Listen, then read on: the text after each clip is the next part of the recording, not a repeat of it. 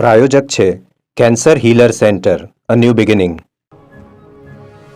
બનાસકાંઠાના વડગામ તાલુકાના બસુ ગામે બાઇક પર બેસવા જવા બાબતે યુવક પર હુમલો થયો છે. યુવક અને અન્ય ધર્મના યુવાનના બાઇક પર બેસતા 4 શખ્સોએ માર માર્યો છે. માથાકૂટ થતા લોકોનું ટોળું જમા થયું. પોલીસે 4 શખ્સો સામે ફરિયાદ નોંધી.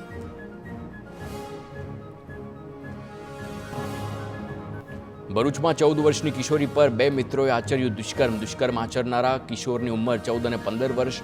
દુષ્કર્મ આચરી વિડીયો ઉતારી તેને વાયરલ કર્યો. બાળકીના પિતાએ પોલીસ ફરિયાદ નોંધાવી છે. પોલીસે પોક્સો હેઠળ તપાસ હાથ ધરી છે. બંને આરોપીઓને જુવેનાઇલ હોમ ફોર બોયઝમાં મોકલાયા.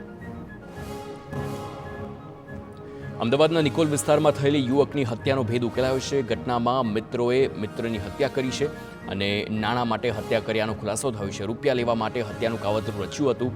મળવા બોલાવેલી કેનાલમાં ધક્કો માર્યો હોવાનું સામે આવ્યું છે. પોલીસે બંને આરોપીઓની ધરપકડ કરી.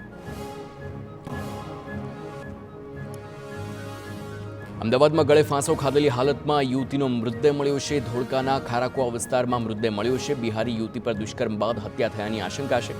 મૃતદેહને પોસ્ટમોર્ટમ માટે અમદાવાદ સિવિલમાં લઈ જવામાં આવ્યો. ધોળકા ડીવાયએસપીનો પોલીસનો કાફલો ઘટના સ્થળ પર પહોંચીને તપાસ હાથ ધરી છે.